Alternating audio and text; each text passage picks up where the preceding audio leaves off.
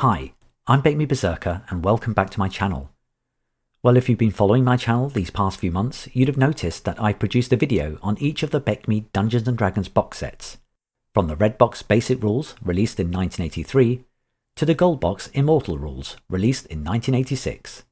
I'll put links to these in the description if you want to check them out. But if you're unfamiliar with BECMI in general, I really advise that you watch my Introduction to BECMI video if you feel you need more context. Link on the screen. These BECMI box sets, written by Frank Mentzer, were the foundation of a hugely supported rule set. But as these supporting materials increased in the form of adventure modules and campaign gazetteers, it was clear that players and dungeon masters were struggling to refer to up to 9 different booklets to locate rules and clarify contradictions, due to the rules being updated over the 3 to 4 year period the box sets had been released. There was clearly a need to consolidate the rules and present them effectively, to serve the existing players. The result was the discontinuation of the box sets and the release of the Rules Cyclopedia in 1991.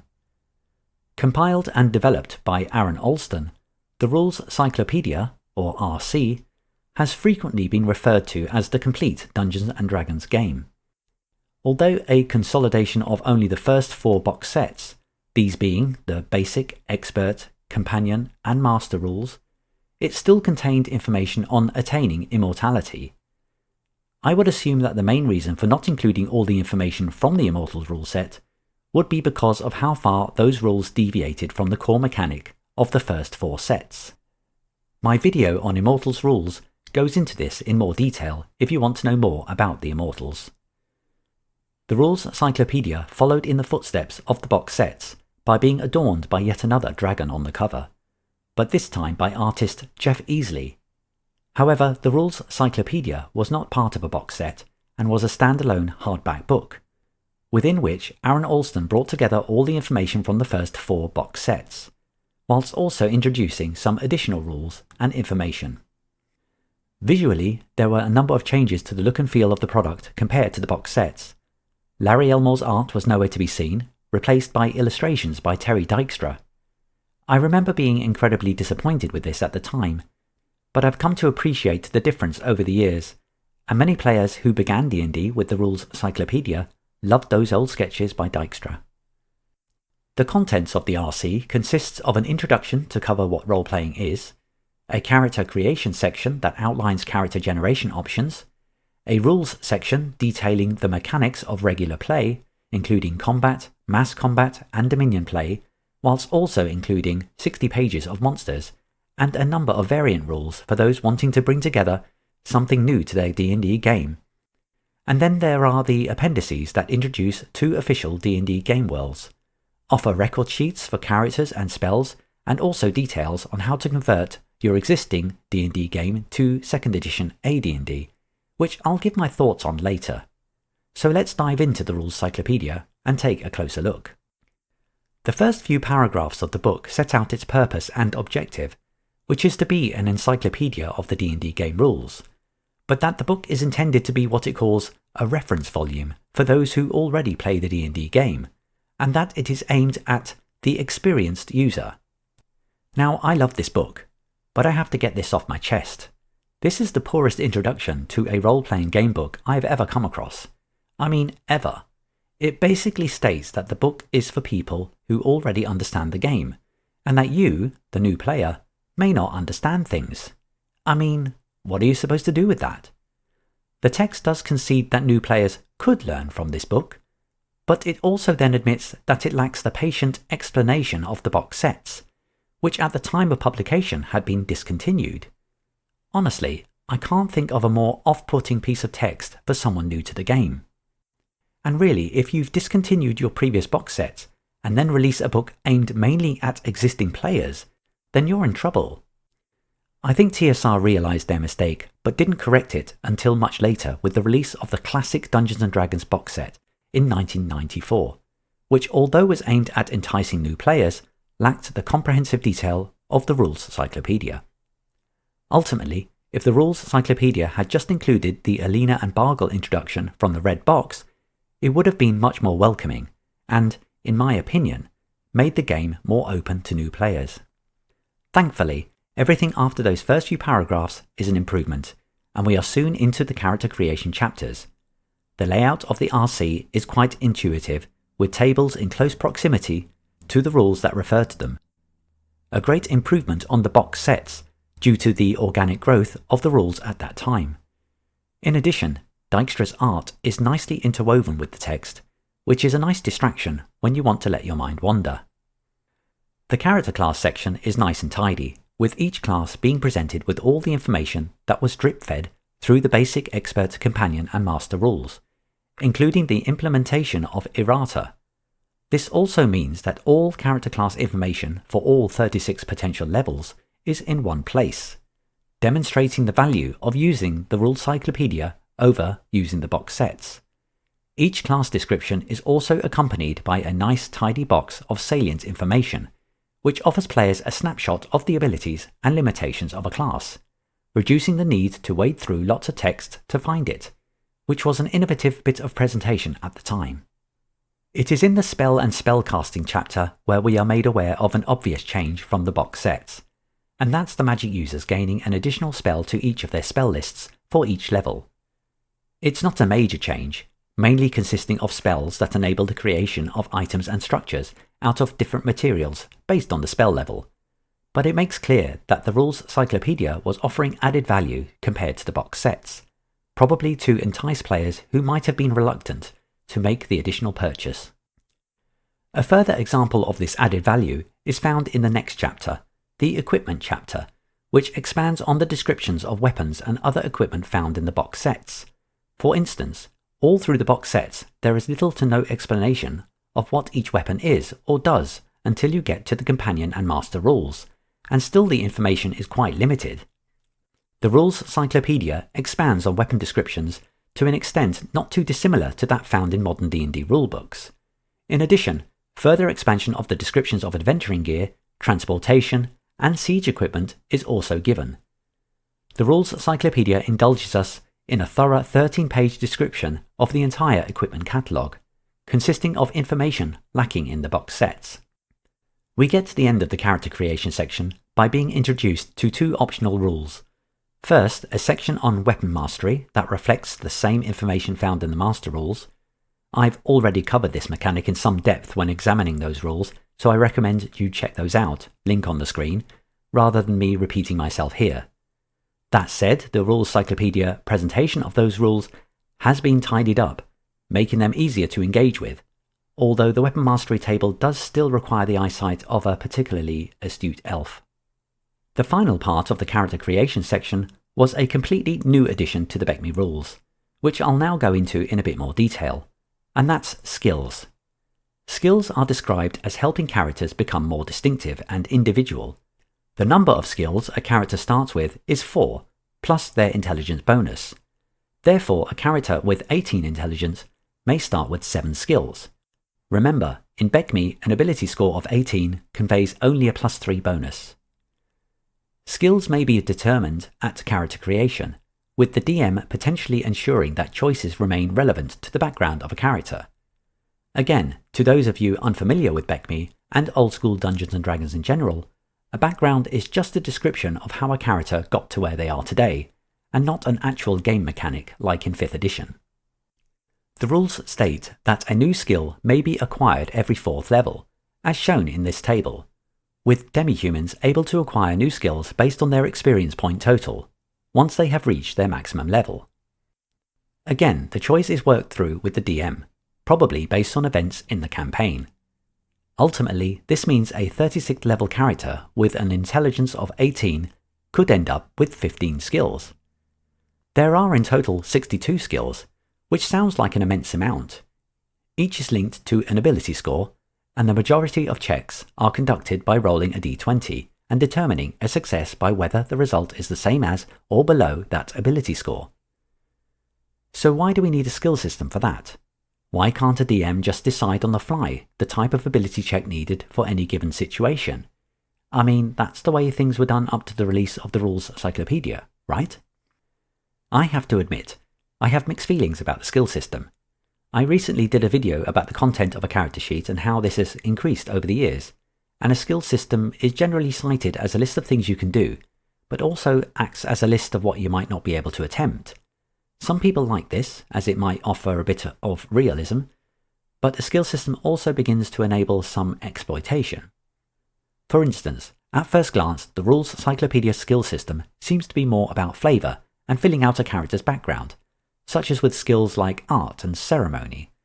But there are a few that remind me of what I don't like about modern skill systems, such as the skill Deception, for which a successful charisma check is all that's needed to get someone to believe what's coming out of your mouth. This means any charisma score over 10 has at least a 50% chance to succeed. This doesn't seem right. I know the DM can decide when the check is appropriate and whether modifiers might be called for, but the introduction of the skill in the first place introduces potential tension on this point that some players may want to exploit or feel blocked by the DM in using as desired.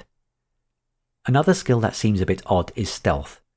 On attaining this skill, a character may choose a particular terrain in which they can be stealthy, for example, in a forest. This is the only environment in which they may use this skill, and I don't really have a problem with that. But the ability check is a dexterity check, and again, if your character has a dexterity of 10, they have a 50% chance on a d20 to be stealthy. A thief doesn't get to obtain a 50% chance to be stealthy until 8th level with their Move Silently ability. So why would any low-level non-thief class be better at stealth than an actual thief? I know the skill is linked to a single environment, but one of those choices is indoors or caves, which of course could mean nearly any dungeon setting. I do find the application of this skill rather confusing in the context of the thief class being potentially worse at stealth. That said, there are plenty of interesting skills in this section that can really add to the game, such as military tactics to obtain a bonus in mass combat, or quick draw, allowing a +2 on an initiative roll if a successful skill check is made. And that is key to me. Numerous skills offer a bonus, but only after a successful skill check. For instance, blind shooting.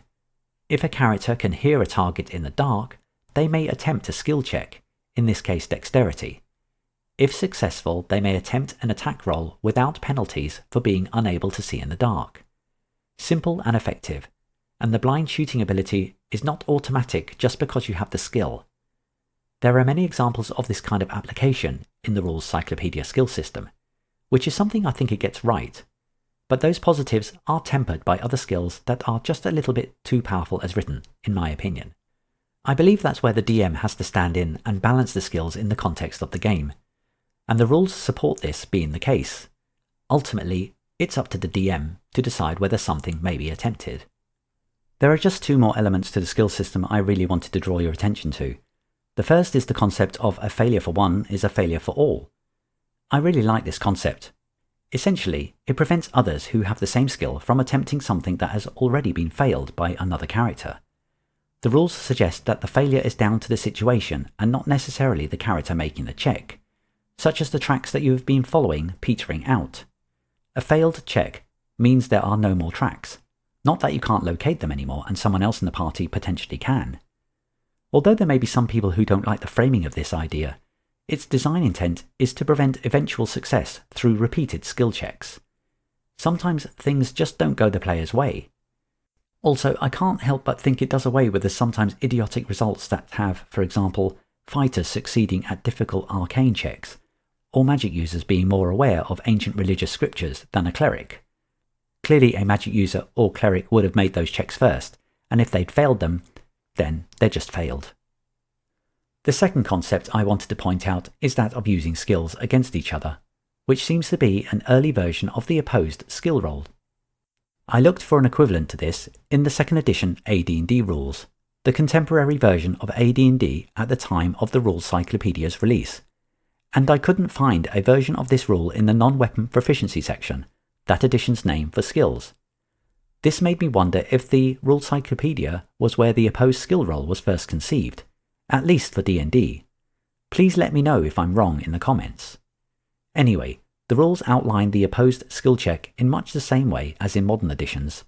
The player with the lowest skill roll, being below the relevant ability score, wins the opposed check. An example of haggling is given, but you can imagine the potential for application. So let's leave skills behind and continue our journey through the Rules Cyclopedia by entering the Rules section. This essentially brings together all the rules and procedures from the first 4 box sets and arranges them into an extremely easy to read and engaging format, separated out into easy to locate chapters. The encounters and combat chapters are particularly well laid out, and were well appreciated by faithful players of the box sets who had for years worn the covers off those books whilst flipping from one set of tables to another. The Rules Cyclopedia made the job of DMing easier and made for less page flipping in-game, which is always a welcome result. There are of course some expansions to the rules, such as additional detail on stronghold and dominion development, but there is also information that, although mentioned in the box sets, is elaborated on in a way that is succinctly communicated and easy to understand. One such section is called Special Character Conditions, which includes rules for conditions such as blindness, deafness, invisibility, paralysis, being prone, being asleep or unconscious, being stunned, and even starvation and dehydration. I don't think you need to be a genius to see how this might have informed the development of conditions in future D&D editions. The starvation and dehydration aspect screams exhaustion to me, making me contemplate the far-reaching influence of this book. The use of categorization also appears in the chapter on monsters, with special attack types being categorized in much more detail than in the box sets. For instance, we are not just told that a monster may attack with a charm, we are told what the parameters of a charm are and how that works in the wider context of the game. There is a section of the rules to visit to know how to apply the effect of an attack in a consistent way. The same can be said for all special attack types shown here. The introduction of categorization did not stop there. In the Rules Cyclopedia, BECMI began to use monster types in a much more formal way, as shown here. Sure, we always had things like undead, but now we had more content on what being undead means, and what can and can't affect them, as well as the other monster types listed. I've cross-referenced this use of categorization with 2nd edition AD&D in the Monstrous Compendium, and cannot see the use of monster type categorization there, leading me to believe that its roots are in the Rules Cyclopedia, again making me speculate on the influence of the Rules Cyclopedia on the development of what was to become 3rd edition. Controversial maybe, but in my opinion the similarities are there to be seen. The 60 plus pages of monster material in the Rules Cyclopedia culminates by offering Dungeon Masters new tools for creating monsters with a twist, including suggestions on developing monster spellcasters. Monster spellcasters are called Shaman for casters of clerical and druidic spells, and Woken for casters of magic user spells. The table shows which monsters might be capable of spellcasting, and whether they could be potentially a Shaman or a Woken, along with their maximum spellcasting level. The rules suggest that monsters only have access to certain spells for each spellcaster type, but as a Dungeon Master I would edit these as required. I mean, why wouldn't you? The idea that a bunch of hobgoblins might include a spellcaster was pretty new in 1991.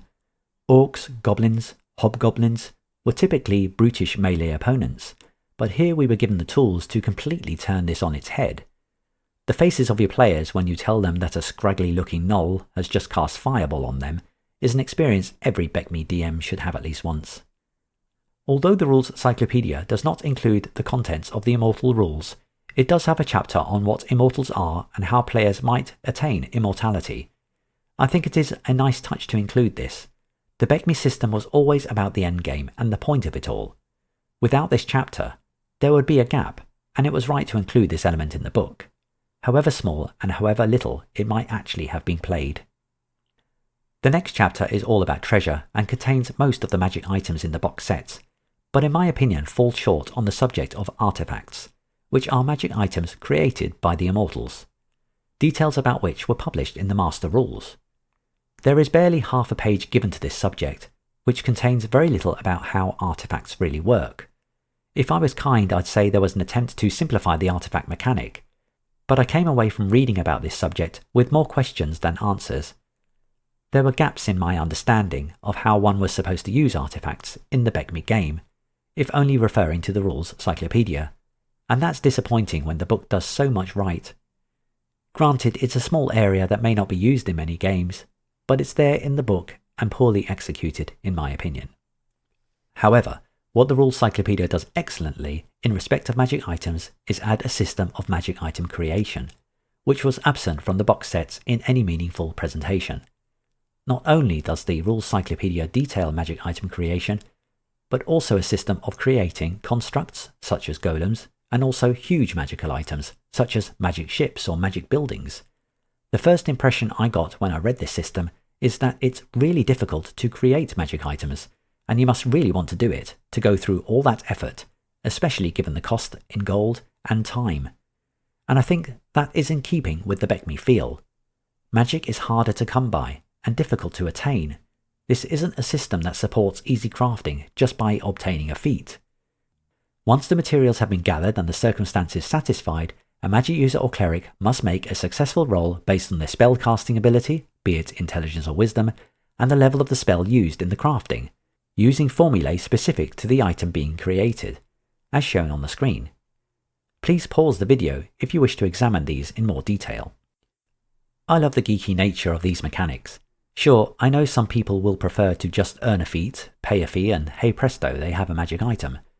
But the calculations that have to be done here are quite intricate, even if not difficult, and even then success is not assured. I get a real sense of the magic user or cleric working in a dimly lit room, bringing everything together over smoking bottles of unguents and fantastical monster ingredients, only for it all to go bang, whilst the player rolls their d% to determine if it worked or not. Another thing that springs to mind here is the timescales involved, especially for repeated attempts. The rules state that enchantment takes a week and a day for every 1,000 gold pieces spent. It seems to explain why wizards always have white beards, not least because of the costs. Seriously though, if you needed a reason to have to refer to the aging rules, this is it. Time is a major factor in BECMI. Adventurers plunder, grow in power, build dominions, go to war, grow kingdoms, then kingdoms fall to be plundered by new adventurers.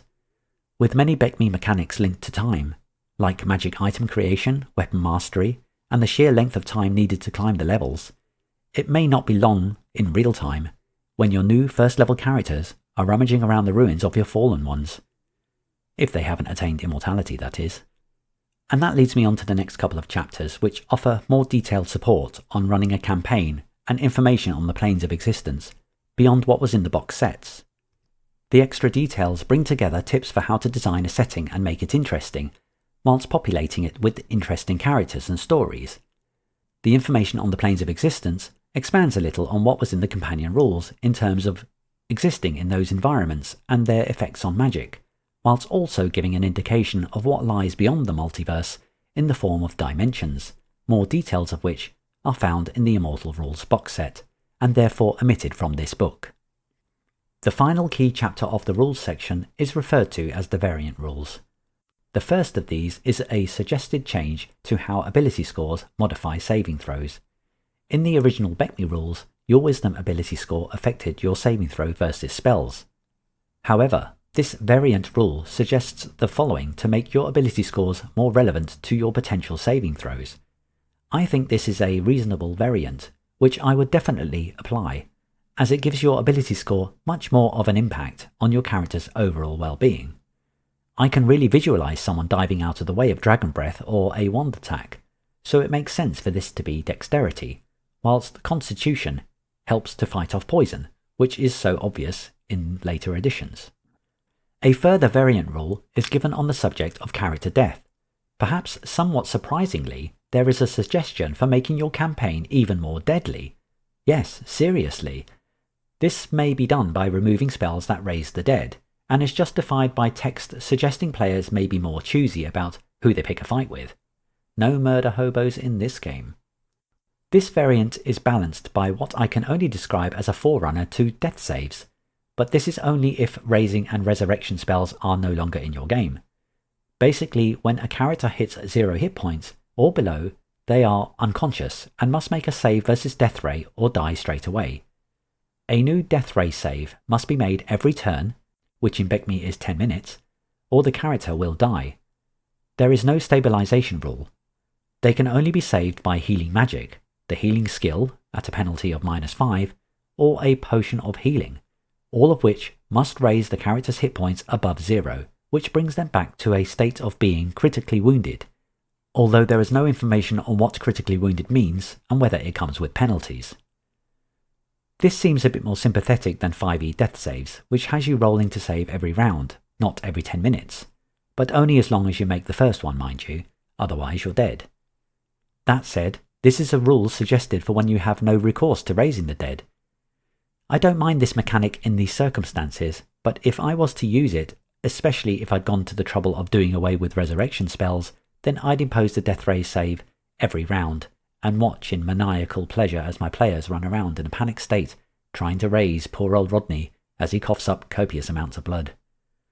A little macabre there, but welcome to my campaign. Probably the major variant rule on offer is the potential to allow demihumans and mystics to go beyond their maximum level, and be allowed to reach level 36. This requires some rebalancing, with elves and halflings having to adjust their attack rolls to be more in line with the clerics rather than the fighters, as it previously was, meaning they won't be as effective in combat. Also, none of the saving throws for demihumans improve beyond the previous limit, and the text regarding this for mystics is contradictory, as one paragraph states that saving throws continue to improve, whilst the other says they don't. Clearly an error somewhere. In my opinion, the only class to benefit majorly from the variant rule is the elf, as they may gain spells as a magic user does all the way up to 36 level. Clearly this makes the elf a bit of an uber character, able to wear any armour, use any weapon, have decent hit points, and cast up to 9th level spells. I would like to say that the only barrier to this is the amount of experience points they need versus any other character, as the elf always needed double the XP of any other character to level. However, looking at this chart, the XP elves need to level is overtaken by halflings at around level 10, which is a bit bizarre. I understand that halflings are a bit more resistant to special attacks as they gain experience, but according to the variant rules, halflings seem to be worse off than before, losing the fighter attack scale in favour of the clerics, and gaining nothing else apart from a single hit point every level. For this reason, I do not use the variant experience levels for demihumans and mystics. There's too much to unpick, and everyone would just want to play an elf. Also, if elves are potentially this powerful, it throws the power dynamic of campaigns right out of the window, and that's something no DM really needs. After a quick variant rule on non-lethal combat, the Rules Cyclopedia concludes with its 3 appendices, one dealing with the D&D world, one with details on how to convert your campaign to 2nd edition AD&D, and the last just a collection of templates for recording character and gameplay information. Several pages are given over to detailing the known world, or Mystara. We are introduced to the lands of that world in much the same way as in the expert rules, but we are also supplied with wonderful coloured maps surrounding the lands around the default Duchy of Karamikos. In addition, we get a wonderful global perspective of the entire world, which is clearly a reference to Pangaea, and the early tectonic placement of Earth's continents. However, just in case you were thinking this might be a version of Earth in the past, we are also shown another world, that is Hollow World, for the world of Mystara is indeed hollow, with further continents on the inside of the crust, if I can put it like that. Some written detail is also supplied about the lands of Hollow World, but it is clearly an attempt to suggest you pick up a copy of the Hollow World campaign box set, which went into this world in more detail. In fact, reading the detail of Hollow World as written in the Rules Cyclopedia, you have to wonder whether the entire planet is indeed a version of Earth in the past, one that builds on Jules Verne's Journey to the Centre of the Earth, with its classical cultures and prehistoric dinosaurs. The Rules Cyclopedia was behaving like a shop window in terms of what published D&D worlds were out there for you to explore. Finally, we come to the appendix on converting to 2nd edition AD&D. I'll not spend any time on the detail of this chapter. Suffice to say, it offered mechanical information to do the conversion. What I find interesting is that it's here at all. I understand there was a concerted effort across numerous BECMI products, such as the Dawn of the Emperors and the Etrurian clan's Gazetteers, to get players to switch to AD&D, and for my money, this was likely to be due to too much separation in the TSR product line, and a need to conform players to one product. The trouble is, in my opinion, I don't think 2nd edition AD&D was a superior game, and many people agreed with this. For all the talk of being an advanced version of Dungeons & Dragons, what extra options it offered were not necessarily an improvement. And as a system, it lacked weapon mastery, it lacked dominion and warfare, although I do concede that a standalone battle system product was available to purchase if required. It also lacked the potential to achieve immortality. BECMI had all this in the core product, and moving to a system that didn't was counterintuitive to me. So after all that, is the Rules Cyclopedia the complete Dungeons & Dragons game? Is it really the only rule set you need? Well, what I can say is that in little over 300 pages, you have a D&D rulebook that supports character generation and progress up to 36th level, a rulebook that supports dungeon and wilderness play, that expands into building strongholds and dominions, not just by telling you how much a castle costs, but by actually offering you rules for the administration of your land. It offers you rules on building an army and going to war, so that you may expand those lands. It builds on the monster descriptions in the box sets and suggests new uses for them, such as spellcasting abilities. It offers you rules on magic item creation and even rules on attaining immortality, all surrounded by advice on how to run the game. Sure, there are some areas I'd improve, like the subject of artifacts, and it does suffer from the odd inconsistency or printing error here and there, but what RPG rulebook doesn't? And let's just turn to a subject that has become a little, shall we say, sensitive of late, and that's the subject of representation. Stick with me because I'm staying on point. It always amuses me listening to contemporary commentators about the need to be more inclusive and representative with our D&D game, and I wholeheartedly agree with their sentiment. But what really bugs me is the assumption that we never had these conversations before or acted on them. D&D is and always has been a welcoming hobby that is filled with wonderful and diverse characters, many of which are played by real people who look nothing like those characters, but want the opportunity to be someone different in-game. So I just wanted to draw your attention to the excellent work of Terry Dykstra, the illustrator of all the wonderful drawings you will see within the pages of the Rules Cyclopedia. Have a closer look at them. Look at the wonderful diversity of peoples on show, both male and female. Does this look like a game that excluded people? A game that wasn't welcoming? I challenge you to say that it does, because from these images you can see how vast the D&D world was and the respect given to the contribution of every culture that filled it. I'm not sure whether Dykstra was specifically briefed on representation in his art. It would be interesting to know. What I do know is that it was implemented without any fuss or fanfare, which in my opinion made it all the more welcoming. So let's get back to the main question and ask it in another way. Is the Rules Cyclopedia the greatest Dungeons & Dragons rulebook ever published? Is a 300-page tome superior to what might be contained in a 900-page rule set today? Yes. Yes, it is. Thank you so much for getting this far. I know there were a lot of people looking forward to this video, and I hope I did you all justice. I also hope I offered some critique of the book and didn't just take the position of a fanboy. The Rules Cyclopedia is brilliant, but not perfect. Okay, close to perfect. Anyway, thank you so much for watching my video. If you were entertained and wish to support my channel, then please consider buying me a coffee. Otherwise, please like and subscribe if I've earned your future attention, and I'll join you in the next video. I'm BECMI Berserker. Keep making your saving throws, and I hope to see you back here soon.